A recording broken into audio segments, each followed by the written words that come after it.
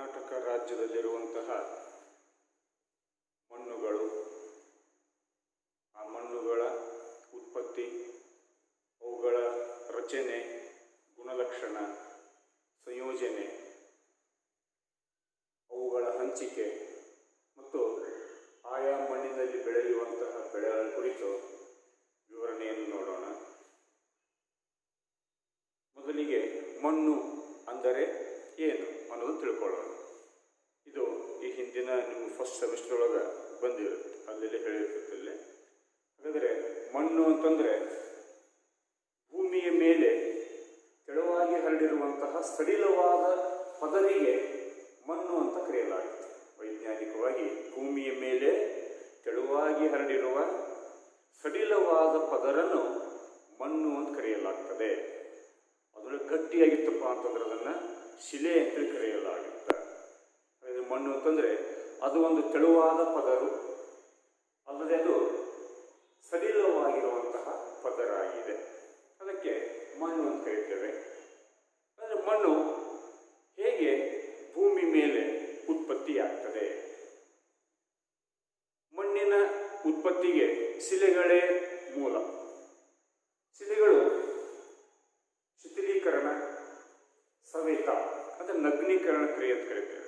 ನಗ್ನೀಕರಣ ಕ್ರಿಯೆಯಿಂದ ಶಿಲೆಗಳು ಶಿಥಿಲಗೊಳ್ತವೆ, ಸವೆತಕ್ಕೀಡಾಗ್ತವೆ. ಕೊನೆಗೆ ಘನ ಶಿಲೆಗಳು ಒಡಿತಾ ಒಡಿತಾ ತುಂಡಾಗ್ತಾ ಪುಡಿಯಾಗ್ತಾ ಅಂತಿಮವಾಗಿ ಮಣ್ಣು ನಿರ್ಮಾಣವಾಗ್ತದೆ ಶಿಥಿಲೀಕರಣ ಪ್ರಕ್ರಿಯೆಯಿಂದ. ಶಿಥಿಲೀಕರಣ ಪರಿಷತ್ಗಾಗಲೇ ಬಂದಿದೆ.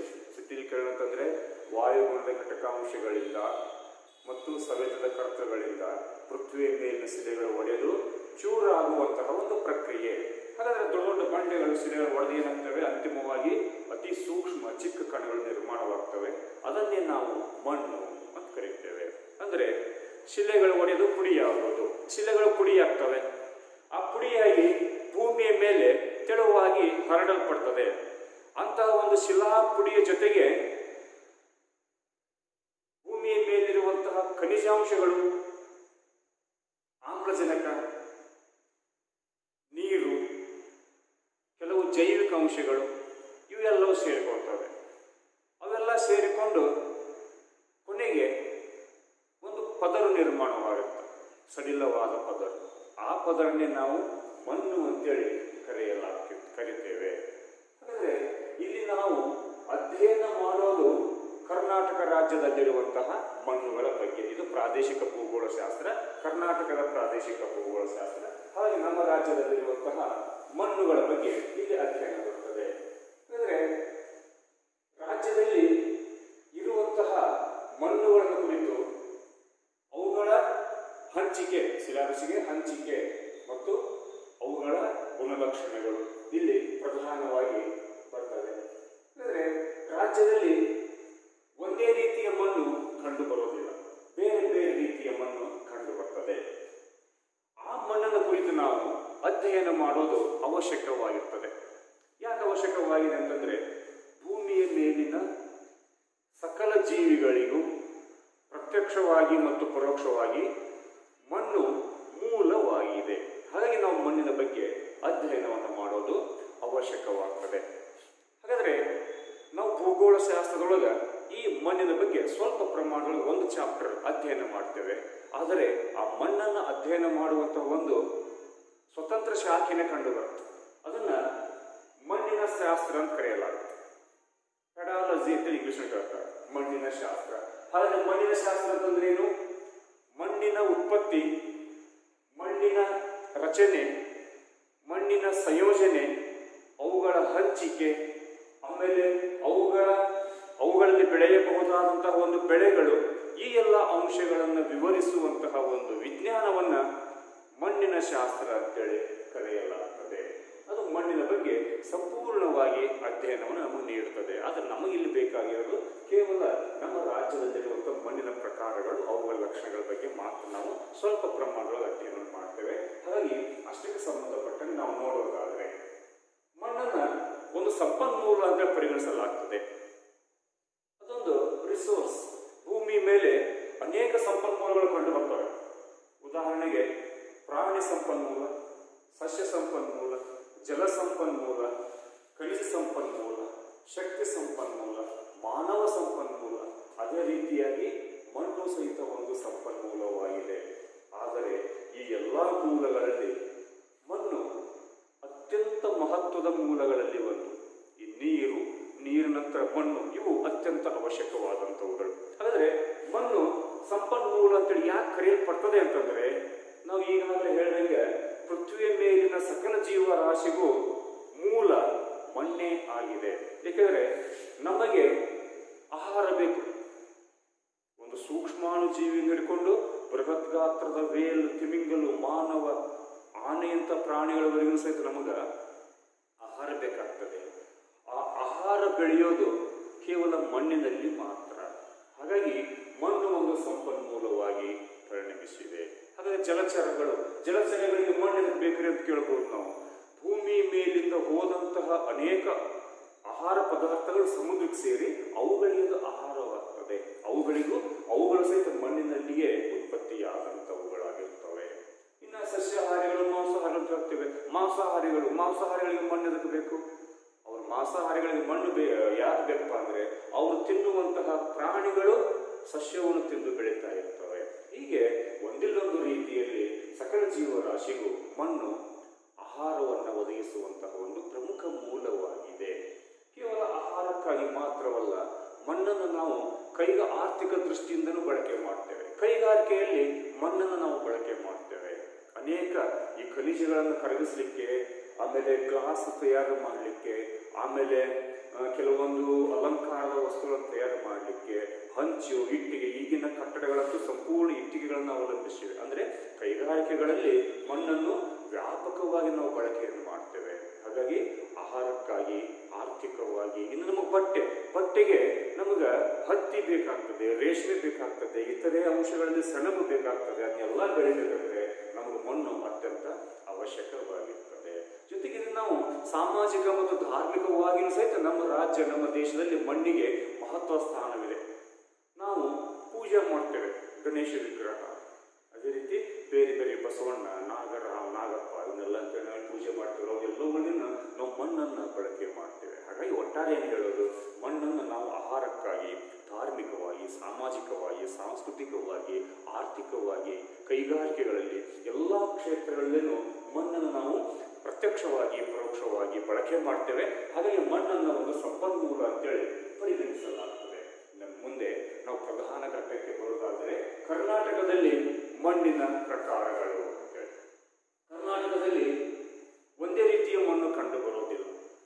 ಇಲ್ಲಿ ನಾವು ಒಂದು 8-16 ಕಿಲೋಮೀಟರ್ ನೋಡಿದಾಗ ಒಂದೊಂದು, ನೀವು ಹೊಲಕ್ಕೆ ಹೋದ್ರಪ್ಪ ಅಂದ್ರೆ ಒಬ್ಬರ ಹೊಲದೊಳಗೆ ಇದ್ದಂಥ ಮಣ್ಣು ಮತ್ತೊಬ್ಬರ ಹೊಲದೊಳಗೆ ಇರೋದಿಲ್ಲ. ಅದರ ಕಾರಣ ಏನಪ್ಪ ಅಂತಂದ್ರೆ, ಅಲ್ಲಿರುವಂತಹ ಪ್ರಾದೇಶಿಕ ಭೌತಿಕ ಸ್ವರೂಪಗಳು ಅದರ ಮೇಲೆ ಪ್ರಭಾವವನ್ನು ಬೀರುತ್ತವೆ. ಹಾಗಾಗಿ ಕರ್ನಾಟಕವು ಹೊಂದಿರುವಂತಹ ಭೂ ಮೇಲ್ಮೈ ವೈವಿಧ್ಯಮಯವಾಗಿದೆ. ಇಲ್ಲಿರುವಂತಹ ಉಷ್ಣತೆಯ ಪ್ರಮಾಣ ಅತ್ಯಂತ ವ್ಯತ್ಯಾಸ ಹೊಂದುತ್ತದೆ. ಮಳೆಯ ಪ್ರಮಾಣದಲ್ಲಿ ವೈವಿಧ್ಯತೆ ಕಂಡುಬರುತ್ತದೆ. ಇಲ್ಲಿ ಬೆಳೆಯುವಂತಹ ಸಸ್ಯವರ್ಗಗಳಲ್ಲಿ ಅತ್ಯಂತ ವೈಭಿನ್ನತೆ ಕಂಡುಬರುತ್ತದೆ. ಇಲ್ಲಿ ಕಂಡುಬರುವ ಶಿಲೆಗಳಲ್ಲಿ ಸಾಕಷ್ಟು ವೈವಿಧ್ಯತೆ ಕಂಡುಬರುತ್ತದೆ. ಹಾಗಾದ್ರೆ ಈ ಎಲ್ಲ ಅಂಶಗಳು ಏನು ಮಾಡ್ತವೆ, ಮಣ್ಣಿನ ಮೇಲೆ ಪ್ರಭಾವ ಬೀರುತ್ತವೆ. ಹಾಗಾಗಿ ಆಯಾ ಭೂಸ್ವರೂಪ, ಆಯಾ ಸಸ್ಯವರ್ಗ, ಆಯಾ ಪ್ರದೇಶದಲ್ಲಿರುವ ಶಿಲೆಗಳ ರಚನೆ ಬೇರೆ ಬೇರೆ ಮಣ್ಣುಗಳ ಉತ್ಪತ್ತಿಗೆ ಕಾರಣೀಭೂತವಾಗ್ತದೆ. ಏಕೆಂದ್ರೆ ನಾವು ಮೊದಲೇ ಹೇಳಿದ್ರಲ್ಲ, ಮಣ್ಣು ಉತ್ಪತ್ತಿ ಆಗಬೇಕಪ್ಪ ಅಂದರೆ ಶಿಲೆಗಳು ಬೇಕಾಗ್ತವೆ. ಶಿಲೆಗಳು ಶಿಥಿಲಗೊಂಡು ಮಣ್ಣು ನಿರ್ಮಾಣವಾಗ್ತದೆ ಅಂತೇಳಿ. ಆದರೆ ಶಿಲೆಗಳು ಬೇರೆ ಬೇರೆಯಾಗಿರ್ತವೆ. ಆ ಶಿಲೆಗಳು ಹೇಗೆ ಬೇರೆ ಬೇರೆಯಾಗಿರ್ತವೆ, ಆ ಮೂಲ ಶಿಲೆಯನ್ನೇ ಮಣ್ಣು ಮೂಲ ಶಿಲೆಯ ಲಕ್ಷಣವನ್ನೇ ಮಣ್ಣು ಹೊಂದಿರ್ತದೆ. ಹಾಗಾಗಿ ಬೇರೆ ಬೇರೆ ರೀತಿಯ ಮಣ್ಣುಗಳು ಕಂಡು ಬರ್ತವೆ. ರಾಜ್ಯದಲ್ಲಿ ಅಥವಾ ಭಾರತ ದೇಶದಲ್ಲಿ ನೂರಾರು ಮಣ್ಣಿನ ಪ್ರಕಾರಗಳು ಕಂಡು ಬರ್ತವೆ, ಸಾವಿರಾರು ಪ್ರಕಾರಗಳು ಕಂಡು ಬರ್ತವೆ. ಆದರೆ ಅಧ್ಯಯನದ ಅನುಕೂಲತೆಗಾಗಿ ನಾವು ಅದನ್ನ ನಮ್ಮ ರಾಜ್ಯದಲ್ಲಿ 4 ರೀತಿಯ ಮಣ್ಣುಗಳನ್ನು ವರ್ಗೀಕರಣ ಮಾಡ್ತೇವೆ. ಆ ಮಣ್ಣುಗಳು ಯಾವುದೇ ಪ್ರಮುಖ ಮಣ್ಣಿನ ವಿಧಗಳು: 1 ಕೆಂಪು ಮಣ್ಣು, 2 ಕಪ್ಪು ಮಣ್ಣು, 3 ಮೆಕ್ಕಲು ಅಥವಾ ರೇವೆ ಮಣ್ಣು, 4ನೇದು ಜಂಬಿಟ್ಟಿಗೆ ಮಣ್ಣು ಅಂತೇಳಿ 4 ವಿಧದ ಮಣ್ಣುಗಳನ್ನು ನಮ್ಮ ರಾಜ್ಯದಲ್ಲಿ ನಾವು ಕಾಣ್ತೇವೆ. ಹಾಗಾಗಿ ನಾವು ಏನು ಅಧ್ಯಯನ ಮಾಡಬೇಕು ಅಂದರೆ, ಒಂದೊಂದೇ ಮಣ್ಣನ್ನು ತೆಗೆದುಕೊಂಡು ಅವುಗಳ ಉತ್ಪತ್ತಿ, ಅವುಗಳ ರಚನೆ, ಅವುಗಳ ಸಂಯೋಜನೆ, ಆಯಾ ಮಣ್ಣಿನಲ್ಲಿ ಬೆಳೆಯುವಂಥ ಬೆಳೆಗಳು, ಆಮೇಲೆ ಆ ಮಣ್ಣುಗಳು ಯಾವ್ಯಾವ ಪ್ರದೇಶಗಳಲ್ಲಿ ಹಂಚಿಕೆಯಾಗಿವೆ ಅನ್ನೋದನ್ನ ನಮ್ಮ ಪಠ್ಯಕ್ರಮದಲ್ಲಿ ನಾವು ಅಧ್ಯಯನ ಮಾಡೋದು ಅವಶ್ಯಕವಾಗಿರುತ್ತದೆ. ಹಾಗಾದರೆ ರಾಜ್ಯದಲ್ಲಿ ಕಂಡುಬರುವಂತಹ 4 ವಿಧದ ಮಣ್ಣುಗಳಲ್ಲಿ 1ನೇ ವಿಧದ ಮಣ್ಣು ಕೆಂಪು ಮಣ್ಣು. ಕೆಂಪು ಮಣ್ಣು ರಾಜ್ಯದಲ್ಲಿರುವಂತಹ ಈ 4 ಪ್ರಕಾರಗಳಲ್ಲಿ ಅತಿ ದೊಡ್ಡ ಗುಂಪು, ಅಂದ್ರೆ ಅಧಿಕ ಪ್ರಮಾಣದಲ್ಲಿ ಕಂಡುಬರುವಂತಹ ಮಣ್ಣಿನ ಗುಂಪಾಗಿದೆ. ಅದನ್ನ ಮೊದಲ ಸ್ಥಾನದಲ್ಲಿ ನಾವು ಅಧ್ಯಯನ ಮಾಡ್ತೇವೆ, ಕೆಂಪು ಮಣ್ಣು ಅಂತೇಳಿ.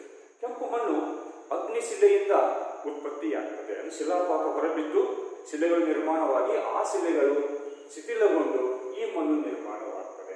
ಅದರಲ್ಲೂ ಅಗ್ನಿ ಶಿಲೆಗಳಂತಂದ್ರೆ ಬೇರೆ ಬೇರೆ ಲಕ್ಷಣಗಳ ಶಿಲೆಗಳು ಕಂಡು ಬರ್ತವೆ. ಅವೆಲ್ಲ ನಿಮ್ಮಿಂದ ಫಸ್ಟ್ ಸೆಕ್ಷನ್ ನೋಡಿರ್ತೀರಿ, ಜ್ವಾಲಾಮುಖಿ ಅಂತಂದ್ರೆ. ಹಾಗಾದ್ರೆ ಇಲ್ಲಿ ಅಗ್ನಿ ಶಿಲೆಗಳಲ್ಲಿನೇ 2 ವಿಧದ ಶಿಲೆಗಳು ಬರ್ತವೆ. ಪ್ರಮುಖವಾಗಿ ಗ್ರಾನೈಟ್ ಮತ್ತು ನೀಸ್ ಅಥವಾ ನೈಸ್ ಅಂತ ಕರಿತೀವಿ. ಗ್ರಾನೈಟ್ ಮತ್ತು ನೈಸ್ ಶಿಲೆಗಳ ಶಿಥಿಲೀಕರಣದಿಂದ ಈ ಮಣ್ಣು ಉತ್ಪತ್ತಿಯಾಗ್ತದೆ. ಅಗ್ನಿ ಶಿಲೆಗಳಾಗಿರುವಂತಹ ಗ್ರಾನೈಟ್ ಮತ್ತು ನೈಸ್ ಶಿಲೆಗಳಿಂದ, ಈ ಶಿಲೆಗಳ ಶಿಥಿಲೀಕರಣದಿಂದ ಈ ಮಣ್ಣು ಉತ್ಪತ್ತಿಯಾಗ್ತದೆ. ಹಾಗಾಗಿ ರೆಡ್ ಸಾಯಿಲ್, ಕೆಂಪು ಮಣ್ಣು ಅಂತ ಯಾಕೆ ಕರಿತೀವಿ ಅಂತಂದ್ರೆ ಇದರ ಬಣ್ಣ ಹೆಸರೇ ಹೇಳುವಂತೆ ಕೆಂಪಾಗಿರ್ತದೆ. ಅದಕ್ಕೆ ನಾವು ಕೆಂಪು ಮಣ್ಣು ಅಂತ ಕರಿತೇವೆ. ಹಾಗೆ ಕೆಂಪು ಯಾಕಾಗಿರ್ತದೆ ಅಂತಂದ್ರೆ ಈ ಮಣ್ಣಿನಲ್ಲಿ ಕಬ್ಬಿಣದ ಆಕ್ಸೈಡ್ ಪ್ರಮಾಣ ಅತ್ಯಧಿಕ ಪ್ರಮಾಣದಲ್ಲಿ ಇರ್ತದೆ.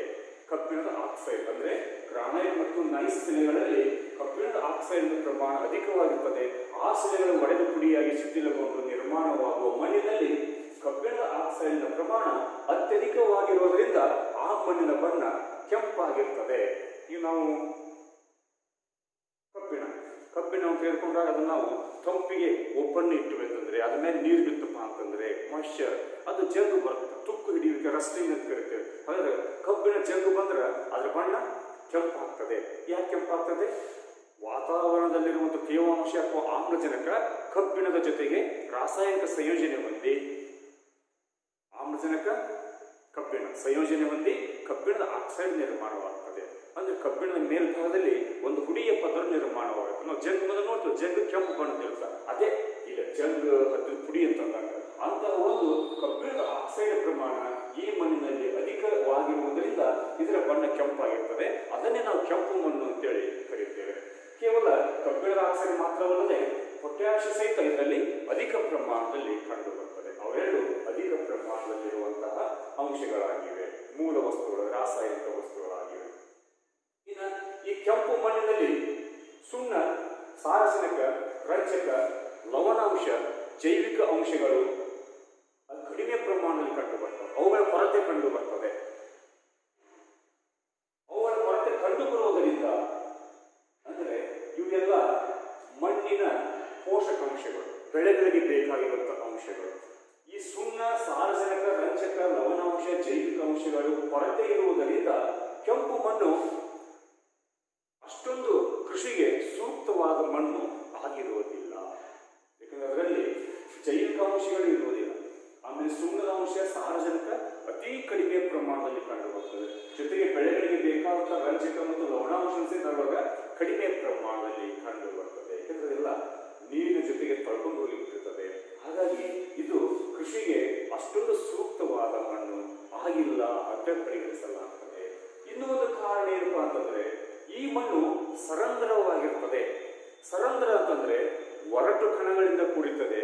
ಕಣಗಳ ಮಧ್ಯೆ ಗಾಳಿ ಸುಳಿಯಲಿಕ್ಕೆ ಅವಕಾಶ ಇರ್ತದೆ. ನಾವು ಮಸಾರಿ ಮಣ್ಣು ಅಂತ ಕರಿತೇವೆ. ಕೆಂಪು ಮಣ್ಣು ಸ್ಥಳೀಯವಾಗಿ ನಾವೆಲ್ಲ ನಮ್ಮ ಭಾಗಗಳು ಮಸಾರಿ ಮಣ್ಣು ಅಂತಂದ್ರೆ ನಿಮಗೆಲ್ಲ ಗೊತ್ತಾಗ್ತದೆ. ಗ್ರಾಮೀಣ ವಿದ್ಯಾರ್ಥಿಗಳೊಳಗ ಹಳ್ಳು ಕಲ್ಲು ಇರ್ತಾವ. ಈ ಜೇಡಿ ಪ್ರಮಾಣ ಮಣ್ಣಿನ ಪ್ರಮಾಣ ಕಡಿಮೆ ಇರ್ತದೆ. ಬರೀ ಅದ್ರೊಳಗ ಹಳ್ಳುಗಳು ಇರ್ತವೆ, ಕಲ್ಲುಗಳು ಕಂಡು ಬರ್ತವೆ. ಅದು ಸರಂಧ್ರ ಅಂತ ಕರಿತೇವೆ. ಹಾಗೆ ಈ ಮಣ್ಣಿನೊಳಗ ಹರಳಿನ ಪ್ರಮಾಣ, ಕಲ್ಲಿನ ಪ್ರಮಾಣ, ಶಿಲಾಂಶಗಳ ಪ್ರಮಾಣ ಅಧಿಕವಾಗಿರ್ತದೆ. ಅಧಿಕವಾಗಿರೋದ್ರಿಂದ ಇದು ಬೇಗನೆ ಒಣಗಿ ಬಿಡುತ್ತೆ. ಮಳೆ ಆಯ್ತಪ್ಪ ಅಂತಂದ್ರೆ ಬೇಗನೆ ಹಸಿಯಾಗಿ ಬಿಡುತ್ತೆ.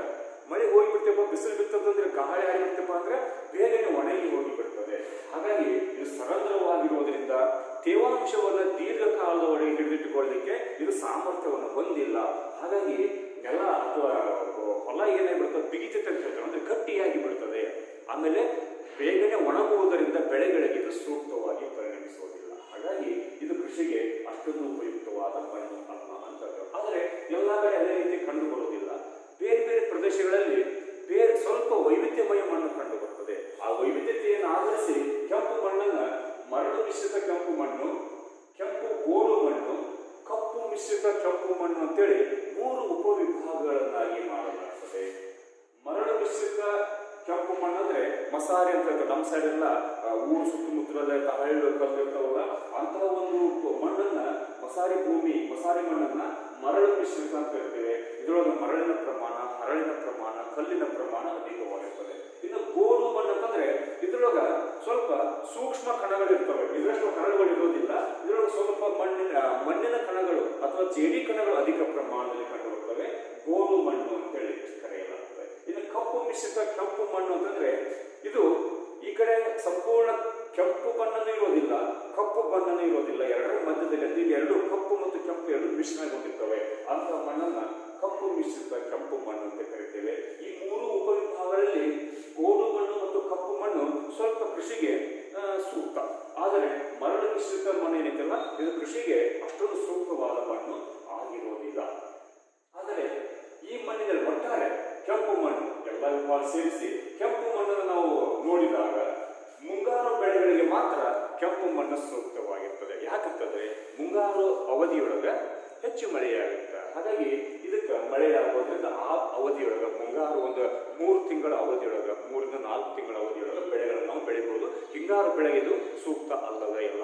ಆದರೆ ನಾವು ಇವಾಗ ಕೃಷಿಯನ್ನು ಮಾಡಬಹುದು. ಹೇಗೆ ಮಾಡಬಹುದು ಅಂತಂದ್ರೆ, ನೀರಾವರಿ ಆಶ್ರಯದಲ್ಲಿ ಕೆಂಪು ಮಣ್ಣನ್ನ ನಾವು ಹದವರಿತು ನೀರಾವರಿ ಮಾಡಿದರೆ ಕೆಂಪು ಮಣ್ಣು ಅತ್ಯಂತ ಸೂಕ್ತವಾದ ಮಣ್ಣು ಕೃಷಿಗೆ. ಯಾವಾಗದು ಒಣ ಬೇಸಾಯದಲ್ಲಿ ಅಲ್ಲ, ನೀರಾವರಿ ಆಶ್ರಯದಲ್ಲಿ. ಹಾಗಾಗಿ ನೀರಾವರಿ ಪ್ರದೇಶಗಳನ್ನು ನಾವು ಎಲ್ಲೆಲ್ಲಿ ಕಾಣ್ತೇವೆ ಸಾಮಾನ್ಯವಾಗಿ ಅವುಗಳು ಕೆಂಪು ಮಣ್ಣಿನ ಪ್ರದೇಶಗಳೇ ಅಧಿಕ ಪ್ರಮಾಣದಲ್ಲಿ ಇರ್ತವೆ. ಹಾಗಾಗಿ ಕೆಂಪು ಮಣ್ಣು ಒಣ ಬೇಸಾಯಕ್ಕೆ ಸೂಕ್ತವಾದ ಮಣ್ಣು ಅಲ್ಲ. ಆದರೆ ನೀರಾವರಿಯ ಆಶ್ರಯದಲ್ಲಿ ಕೆಂಪು ಮಣ್ಣಿನಲ್ಲಿ ನಾವು ವಿವಿಧ ಬೆಳೆಗಳನ್ನು ಬೆಳೆಯಬಹುದಾಗಿದೆ. ಇನ್ನು ಈ ಮಣ್ಣು 90 ರಿಂದ 150 ಸೆಂಟಿಮೀಟರ್ ಆಳವಾಗಿರ್ತದೆ, ದಪ್ಪ. ಈ ಮಣ್ಣನ್ನು ನಾವು ತೋಡಿ ನೋಡಿದ್ರೆ ಅದು ಕೇವಲ 90 ರಿಂದ 150 ಸೆಂಟಿಮೀಟರ್ ಮಾತ್ರ ದಪ್ಪವಾಗಿರ್ತದೆ.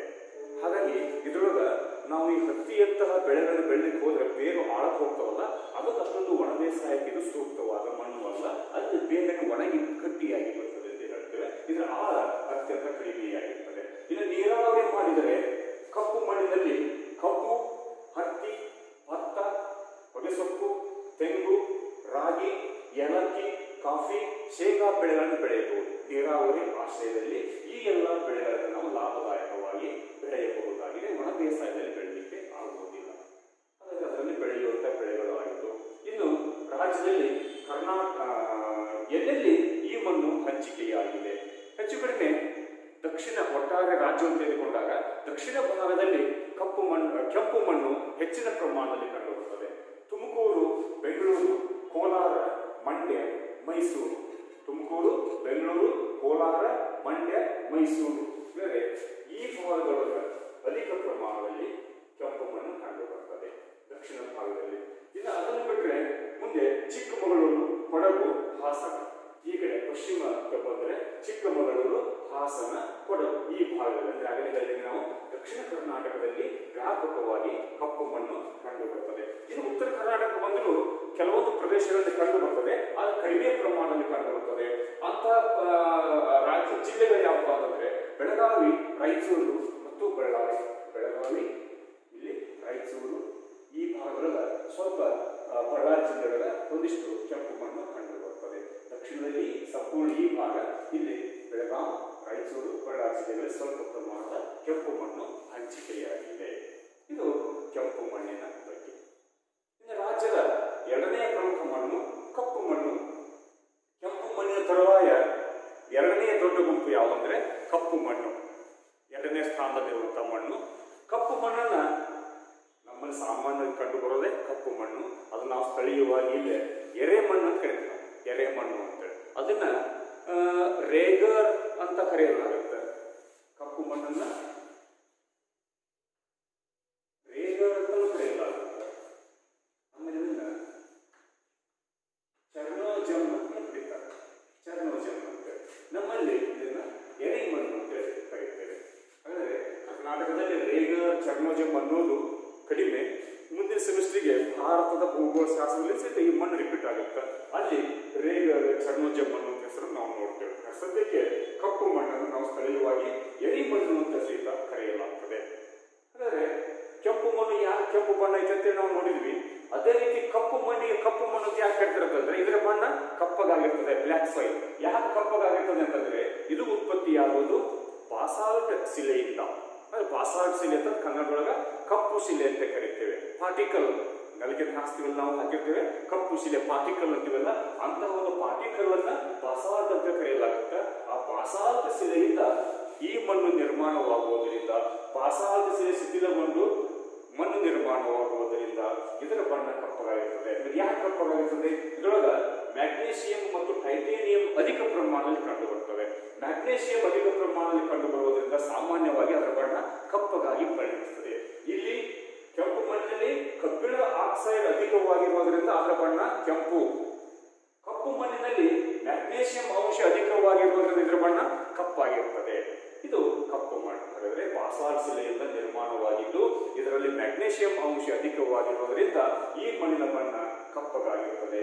ಇದರಲ್ಲಿ ಮ್ಯಾಗ್ನೀಷಿಯಂ, ಟೈಟೇನಿಯಂ, ಆಮೇಲೆ ಕಬ್ಬಿಣದ ಆಕ್ಸೈಡ್, ಮ್ಯಾಂಗನೀಸು, ಆಮೇಲೆ ಅಲ್ಯೂಮಿನಿಯಂ ಆಕ್ಸೈಡ್ಗಳು ಅಧಿಕ ಪ್ರಮಾಣದಲ್ಲಿ ಕಂಡು ಬರ್ತವೆ. ಜೊತೆಗೆ ಕಪ್ಪು ಮಣ್ಣಿನಲ್ಲಿ ಖನಿಜಾಂಶಗಳು ಅಧಿಕವಾಗಿರ್ತವೆ, ಸ್ವಲ್ಪ ಪ್ರಮಾಣದಲ್ಲಿ ಜೈವಿಕ ಅಂಶಗಳು ಕಂಡು ಬರ್ತವೆ, ಸ್ವಲ್ಪ ಪ್ರಮಾಣದಲ್ಲಿ ಸುಣ್ಣದ ಅಂಶಗಳು ಕಂಡು ಬರ್ತದೆ. ನಂತರ ಇದರ ಒಂದು ವಿಶೇಷತೆ ಅಂತಂದ್ರೆ ಕಪ್ಪು ಮಣ್ಣು ಸೂಕ್ಷ್ಮ ಕಣ ರಚನೆಯನ್ನು ಹೊಂದಿರುವಂತಹ ಮಣ್ಣಾಗಿದೆ. ಯಾಕಂತಂದ್ರೆ ಕಪ್ಪು ಶಿಲೆ, ಬಾಸಾಲ್ಟ್ ಶಿಲೆ ಮೃದುವಾದ ಶಿಲೆಯಾಗಿದೆ. ಮೃದುವಾದ ಶಿಲೆಯಾಗಿರುವುದರಿಂದ ಅದರಲ್ಲಿ ಹರಳುಗಳು ನಿರ್ಮಾಣವಾಗುವುದಿಲ್ಲ. ಗ್ರಾನೈಟ್ ಶಿಲೆ ಒಡೆದ್ರ ಅದು ಹರಳುಗಳು ನಿರ್ಮಾಣವಾಗ್ತವ. ಕಪ್ಪು ಶಿಲೆ ಒಡ್ಕೊಂಡು ಹೋದಾಗೆಲ್ಲ ಸೂಕ್ಷ್ಮ ಕಣಗಳು ನಿರ್ಮಾಣವಾಗ್ತವೆ. ಹಾಗಾಗಿ ಈ ಕಣಗಳು ಸೂಕ್ಷ್ಮವಾಗಿರ್ತವೆ. ಅಂದ್ರೆ ಕಪ್ಪು ಮಣ್ಣು ಸೂಕ್ಷ್ಮ ಕಣ ರಚನೆಯನ್ನು ಹೊಂದಿರ್ತದೆ. ಇದರಲ್ಲಿ ಹರಳುಗಳು ಇರುವುದಿಲ್ಲ. ಸೂಕ್ಷ್ಮ ಕಣ ರಚನೆಯನ್ನು ಹೊಂದಿರುವುದರಿಂದ ಈ ಮಣ್ಣು ದೀರ್ಘಕಾಲ ತೇವಾಂಶವನ್ನು ಹಿಡಿದಿಟ್ಟುಕೊಳ್ತದೆ. ಒಮ್ಮೆ ಹಸಿ ಆಗಿಬಿಡ್ತಪ್ಪ ಅಂದ್ರೆ, ತಂಪು ತೇವಾಂಶವನ್ನು ಹಿಡಿದುಕೊಂಡು ಬಿಡ್ತಪ್ಪ ಅಂದ್ರೆ ಮೇಲೆ ಅದು ಹೆಪ್ಪದಂಗಾಗಿ ಬಿಡುತ್ತ. ಹಾಗಾಗಿ ಈ ಮಣ್ಣಿನಲ್ಲಿ ತೇವಾಂಶ ಬೇಗನೆ ಆರೋದಿಲ್ಲ. ದೀರ್ಘಕಾಲ ತೇವಾಂಶವನ್ನು ಇದು ಹಿಡಿದಿಟ್ಟುಕೊಳ್ಳುವ ಮಣ್ಣಾಗಿದೆ. ಹಾಗಾಗಿ ಒಣ ಬೇಸಾಯಕ್ಕೆ ಅತ್ಯಂತ ಸೂಕ್ತವಾಗಿರುವಂತಹ ಮಣ್ಣು ಕಪ್ಪು ಮಣ್ಣಾಗಿದೆ. ಯಾಕೆಂದ್ರೆ ಅದು ಸೂಕ್ಷ್ಮ ಕಣ ರಚನೆಯನ್ನು ಹೊಂದಿದ್ದು ದೀರ್ಘಕಾಲದವರೆಗೆ ತೇವಾಂಶವನ್ನು ಹಿಡಿದಿಟ್ಟುಕೊಳ್ತದೆ. ಒಮ್ಮೆಲೆ ತಂಪಾಗಿ ಬಿಡ್ತಪ್ಪ ಅಂತಂದ್ರೆ ಬೇಗನೆ ಆರಿ ಹೋಗುವುದಿಲ್ಲ. ಅದು ಒಣ ಬೇಸಾಯಕ್ಕೆ ಸೂಕ್ತವಾಗಿರುವಂತಹ ಮಣ್ಣಾಗಿರುತ್ತದೆ. ಆದರೆ ಕಪ್ಪು ಮಣ್ಣಿಗೆ ಹೆಚ್ಚಿನ ಪ್ರಮಾಣದಲ್ಲಿ ನೀರಾವರಿ ಮಾಡಿದರೆ ಇದು ಕೃಷಿಗೆ ಸೂಕ್ತವಾಗಿ ಪರಿಣಮಿಸುವುದಿಲ್ಲ. ತಳಭಾಗದಲ್ಲಿರುವಂತಹ ಲವಣಾಂಶಗಳೆಲ್ಲ ಮೇಲೆ ಬಂದು ಈ ಮಣ್ಣು ಚೌಕ ಪ್ರದೇಶವಾಗಿ ನಿರ್ಮಾಣವಾಗ್ತದೆ. ಕಪ್ಪು ಬಣ್ಣ ಹೋಗಿ ಮೇಲೆ ನಾವು ಸೌಳು ಅಂತ ಕರಿತೀವಿ, ಬುರುಗಿನಂಗ ಮೇಲೆ ಉಬ್ಬಿ ಬಿಡ್ತದೆ ಆ ಮಣ್ಣು. ಅದು ನಿರುಪಯುಕ್ತ ಮಣ್ಣಾಗಿ ಬಿಡುತ್ತದೆ. ಹಾಗಾಗಿ ಕಪ್ಪು ಮಣ್ಣು ನೀರಾವರಿಗೆ ಸೂಕ್ತವಲ್ಲ, ಅದು ಒಣ ಬೇಸಾಯಕ್ಕೆ ಹೆಚ್ಚು ಸೂಕ್ತವಾಗಿದೆ. ಏಕೆಂದ್ರೆ ಸೂಕ್ಷ್ಮ ಕಣ ರಚನೆಯನ್ನು ಹೊಂದಿದೆ. ಒಂದು ವೇಳೆ ನಾವು ನೀರಾವರಿ ಮಾಡಬಹುದು, ನೀರಾವರಿ ಮಾಡಿದ ಸಹಿತ ಅದಕ್ಕೆ ಅತ್ಯಂತ ವೈಜ್ಞಾನಿಕ ಮಾದರಿಯಲ್ಲಿ ಹದವರಿತು ಯಾವಾಗ ಅದಕ್ಕೆ ನೀರಿನ ಅವಶ್ಯಕತೆ ಇರ್ತದೆ ಆಗ ಮಾತ್ರ ತಕ್ಕಷ್ಟೇ ನೀರನ್ನು ಒದಗಿಸಬೇಕಾಗುತ್ತದೆ. ಹಾಗೆ ಅದು ಹುಷಾರಿಯಿಂದ ನಾವು ನೀರಾವರಿ ಮಾಡಿದರೆ ಮಾತ್ರ ನೀರಾವರಿಗೆ ಸೂಕ್ತವಾಗಿದೆ. ಆದರೆ ಒಣ ಬೇಸಾಯಕ್ಕೆ ಇದು ಸಂಪೂರ್ಣ ಸೂಕ್ತವಾಗಿರುವಂತಹ ಮಣ್ಣಾಗಿದೆ. ಬೇಸಿಗೆಯ ಅವಧಿಯೊಳಗ ದೀರ್ಘಕಾಲ ಮಳೆ ಬಂದ್ಬಿಟ್ಟಿರ್ತದೆ. ಬಿಸಿಲಿನ ತಾಪದಿಂದ ಈ ಕಪ್ಪು ಮಣ್ಣು ಉಷ್ಣತೆಯನ್ನು ಹೀರಿಕೊಂಡು ಸೀಳು ಬಿಟ್ಬಿಡ್ತದೆ. ನಾವು ಎಕ್ಕಲು ಬೀಡಿ ಅಂತ ಕರಿತೀವಿ, ಬೀಡಿ ಸೆಳೆಯೋದು ಅಂತೇಳಿ. ಬೀಡಿ ಸೆಳೆದು ಬಿಡ್ತಾವ ಅಥವಾ ಬಿರುಕು ಸೀಳುಗಳ ನಿರ್ಮಾಣವಾಗ್ತವ.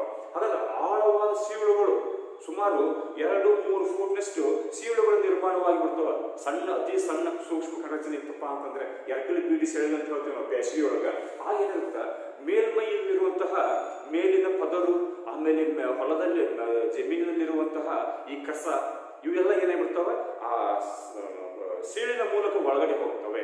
ಇನ್ನು ಮುಂದೆ ಮಳೆಗಾಲ ಪ್ರಾರಂಭವಾದಾಗ ನೀರು ಆಳದವರೆಗೆ ಆ ಬಿರುಕುಗಳಲ್ಲಿ ಇಳಿದು ಬಿಡುತ್ತ. ಈ ಮೇಲಿನ ಎಲ್ಲ ಹೊಲಸು ಕಸ ಎಲ್ಲ ಒಳಗಡೆ ಹೋಗಿ ಮಳೆಯಾದ ನಂತರ ಒಳಗಡೆ ಮಳೆ ನೀರು ಹೋದಾಗ ಅದು ಕೊಳೆತು ಒಳಗ ನೈಸರ್ಗಿಕವಾಗಿಯೇ ಗೊಬ್ಬರ ನಿರ್ಮಾಣವಾಗಿ ಬಿಡುತ್ತದೆ. ಹಾಗಾಗಿ ಇದು ನೈಸರ್ಗಿಕವಾಗಿಯೇ ತನ್ನ ಫಲವತ್ತತೆಯನ್ನ ತಾನೇ ಕಾಯ್ದುಕೊಳ್ಳುವಂತಹ ಒಂದು ಮಣ್ಣಾಗಿದೆ. ಹಾಗಾಗಿ ಒಣ ಬೇಸಾಯಕ್ಕೆ ಸೂಕ್ತವಾದ ಮಣ್ಣಾಗಿದೆ. ಇದು 23ರಿಂದ 90 ಸೆಂಟಿಮೀಟರ್ ಆಳದವರೆಗೆ, ಅದು 90 ಅಲ್ಲ, ಅದು ನೆನಪಿಲ್ಲ, ಆಮೇಲೆ ನಂತರ ಅದನ್ನ ತಮಗೆ ತಿಳಿಸ್ತೀನಿ ನಾನು. ಈ ಮಣ್ಣು ಕೆಂಪು ಮಣ್ಣಿಗಿಂತ ಹೆಚ್ಚು ದಪ್ಪವಾದ ಮಣ್ಣು, ಹೆಚ್ಚು ಆಳವಾದ ಮಣ್ಣು. ಸುಮಾರು ಇದು ಒಂದು 4 ಫೂಟ್ 4 ಅಡಿ 5 ಅಡಿವರೆಗೂ ಸಹಿತ ಆಳವಾಗಿರುವಂತಹ ಒಂದು ಮಣ್ಣಾಗಿ ಇದು ಪರಿಣಮಿಸಿದೆ. ದಪ್ಪವಾಗಿರುವುದರಿಂದ ಅದು ದೀರ್ಘಕಾಲ ತೇವವನ್ನು ಹಿಡಿದುಕೊಳ್ಳುತ್ತದೆ. ಇನ್ನು ಈ ಮಣ್ಣಿನೊಳಗ ಬೇಕಾದ ಬೆಳೆಗಳನ್ನು ನಾವು ಬೆಳಿಬಹುದು. ಆದರೆ ಎಲ್ಲಕ್ಕಿಂತ ಹೆಚ್ಚು ಲಾಭದಾಯಕ ಅಂದರೆ ಹತ್ತಿ ಬೆಳೆಯಾಗಿದೆ. ಹತ್ತಿ ಬೆಳೆಗೆ ಬೇಕಾಗಿರುವಂತಹ ಪೋಷಕಾಂಶಗಳು, ಖನಿಜಾಂಶಗಳು ಕಪ್ಪು ಮಣ್ಣಿನಲ್ಲಿ ಅಧಿಕ ಪ್ರಮಾಣದಲ್ಲಿ ಕಂಡುಬರುತ್ತವೆ. ಜೊತೆಗೆ ಹತ್ತಿ ಬೇರುಗಳು ಆಳದವರೆಗೆ ಇಳಿಯುವುದರಿಂದ ಈ ಮಣ್ಣು ದಪ್ಪವಾದ ಪದರಾಗಿರುವುದರಿಂದ ಅದಕ್ಕೆ ಬೇಕಾಗಿರುವ ಪೋಷಕಾಂಶಗಳು ಬೇರಿಗೆ ಆಳದಲ್ಲಿ ಪೂರೈಕೆಯಾಗ್ತವೆ. ಅದರಿಂದ ಇಲ್ಲೇನು ಸೀಳು ನಿರ್ಮಾಣವಾಗಿ ಒಳಗಡೆ ಗೊಬ್ಬರ ನಿರ್ಮಾಣವಾಗ್ತದೆ ಅಂತೇಳಿ ಆ ಒಂದು ಗೊಬ್ಬರ ಆ ಕಪ್ಪು ಹತ್ತಿ ಬೆಳೆಗೆ ಪೂರೈಕೆಯಾಗ್ತದೆ. ಹಾಗಾಗಿ ಕಪ್ಪು ಮಣ್ಣು ಹತ್ತಿ ಬೆಳೆಗೆ ಅತ್ಯಂತ ಸೂಕ್ತವಾಗಿರುವಂತಹ ಮಣ್ಣಾಗಿದೆ. ಏಕೆಂದರೆ ಅದರಲ್ಲಿ ಹತ್ತಿ ಬೆಳೆಗೆ ಬೇಕಾದಂಥ ಪೋಷಕಾಂಶಗಳಿರ್ತವೆ. ಹಾಗಾಗಿ ಕಪ್ಪು ಮಣ್ಣನ್ನ ಪರ್ಯಾಯ ಪದ ಹತ್ತಿ ಮಣ್ಣು, ಕಾಟನ್ ಸಾಯಿಲ್ ಅಂತ ಸಹಿತ ಕರೆಯಲಾಗ್ತದೆ. ಅದು ಸ್ಪರ್ಧಾತ್ಮಕ ಪರೀಕ್ಷೆಗಳಲ್ಲಿ ಕಪ್ಪು ಮಣ್ಣನ್ನ ಏನೆಂದು ಕರೆಯುವರು ಅಂತ ಬರ್ಬೋದು ನಿಮ್ಮಲ್ಲಿ. ಹತ್ತಿ ಮಣ್ಣು ಅಥವಾ ಹತ್ತಿ ಮಣ್ಣು ಎಂದು ಡ್ಯಾಶ್ ಮಣ್ಣನ್ನು ಹತ್ತಿ ಮಣ್ಣು ಎಂದು ಕರೆಯಲಾಗುವುದು ಕಪ್ಪು ಮಣ್ಣು. ಹಾಗಾದ್ರೆ ಬರ್ತಿರ್ತದೆ. ಅಥವಾ 2 ಮಾರ್ಕ್ಸ್ಗಳನ್ನ ಅದು ಹತ್ತಿ ಮಣ್ಣು ಅಂತೇಳಿ ಕೇಳಬಹುದು. ಆದಷ್ಟು ಬರೀಬೇಕಾಗ್ತದೆ. ಇದರಲ್ಲಿ ಬೆಳೆಯುವಂಥ ಬೆಳೆಗಳನ್ನು ನಾವು ಆಗಲೇ ಹೇಳಿದಾಗ ಯಾವುದೇ ಬೆಳೆಗಳನ್ನು ಬೆಳಿಬಹುದು. ಹತ್ತಿ ಸೂಕ್ತವಾಗಿದೆ. ಅಲ್ಲದೆ ಹಿಂಗಾರು ಬೆಳೆಗಳಾಗಿರುವಂತಹ ನಮ್ಮ ನೋಡಿದರೆ ಹಿಂಗಾರು ಬೆಳೆಗಳಾಗಿರುವಂತಹ ಜೋಳ, ಹಿಂಗಾರು ಬೆಳೆಯಾಗಿ ಗೋಧಿ, ಕುಸುಬೆ, ಕಡಲೆ ಇವುಗಳನ್ನ ಸಾಕಷ್ಟು ಪ್ರಮಾಣದಲ್ಲಿ ಉತ್ತಮ ರೀತಿಯಲ್ಲಿ ಬೆಳೆಯಬಹುದು. ಇನ್ನು ಮುಂಗಾರು ಅವಧಿಯೊಳಗ ಇದರಲ್ಲಿ ಶೇಂಗಾ, ಹೆಸರು, ಈರುಳ್ಳಿ, ತರಕಾರಿ ಯಾವುದೇ ಬೆಳೆಯನ್ನು ಸಹಿತ ನಾವು ಕಪ್ಪು ಮಣ್ಣಿನಲ್ಲಿ ಬೆಳೆಯಬಹುದಾಗಿದೆ. ಅವೆಲ್ಲವುಗಳಲ್ಲಿ ಹತ್ತಿ ಬೆಳೆ ಅತಿ ಹೆಚ್ಚು ಲಾಭದಾಯಕವಾಗಿರುವಂತಹ ಬೆಳೆಯಾಗಿದೆ ಈ ಮಣ್ಣಿನಲ್ಲಿ. ಇನ್ನು ಈ ಮಣ್ಣಿನ ಹಂಚಿಕೆಯನ್ನು ನೋಡಿದರೆ ಉತ್ತರ ಕರ್ನಾಟಕದಲ್ಲಿ ಕಪ್ಪು ಮಣ್ಣಿನ ಪ್ರದೇಶ ಅಧಿಕವಾಗಿದೆ. ದಕ್ಷಿಣದಲ್ಲಿ ಕೆಂಪು ಮಣ್ಣು, ಉತ್ತರದಲ್ಲಿ ಕಪ್ಪು ಮಣ್ಣು ಅಧಿಕ ಪ್ರಮಾಣದಲ್ಲಿ ಕಂಡುಬರುತ್ತದೆ. ಇಲ್ಲಿ ಹೆಚ್ಚಿನ ಪ್ರಮಾಣದಲ್ಲಿ ಕಂಡುಬರುವಂತಹ ಜಿಲ್ಲೆಗಳು ಯಾವುದೇ ಕಪ್ಪು ಮಣ್ಣು ಮೇಲಿನ ಬೀದರ್, ಗುಲ್ಬರ್ಗ, ಆಮೇಲೆ ಬಳ್ಳಾರಿ, ರಾಯಚೂರು, ಕೊಪ್ಪಳ, ಆಮೇಲೆ ವಿಜಯಪುರ, ಆಮೇಲೆ ಬಾಗಲಕೋಟೆ, ಆಮೇಲೆ ನಮ್ಮದು ಗದಗ ಜಿಲ್ಲೆ, ಹಾವೇರಿ, ಧಾರವಾಡ, ಬೆಳಗಾವಿ, ದಾವಣಗೆರೆ, ಚಿತ್ರದುರ್ಗ ಜಿಲ್ಲೆಯ ಸ್ವಲ್ಪ ಭಾಗ. ಹಾಗಾದರೆ ಉತ್ತರ ಕರ್ನಾಟಕದಲ್ಲಿ ಇಲ್ಲಿ ವ್ಯಾಪಕವಾಗಿ ಕಪ್ಪು ಮಣ್ಣಿನ ಪ್ರದೇಶ ಕಂಡು ಬರ್ತದೆ. ಹಾಗಾಗಿ ಇಲ್ಲಿ 2 ವಿಭಾಗ. ದಕ್ಷಿಣದಲ್ಲಿ ಕೆಂಪು ಮಣ್ಣು ಅಧಿಕ ಪ್ರಮಾಣದಲ್ಲಿ ಕಂಡು ಬರ್ತದೆ. ಕಪ್ಪು ಮಣ್ಣು ಉತ್ತರ ಕರ್ನಾಟಕದಲ್ಲಿ ಹೆಚ್ಚಿನ ಪ್ರಮಾಣದಲ್ಲಿ ಕಂಡು ಬರ್ತದೆ. ಹೀಗೆ ಈ 4 ವಿಧಗಳಲ್ಲಿ ಇಂದಿನ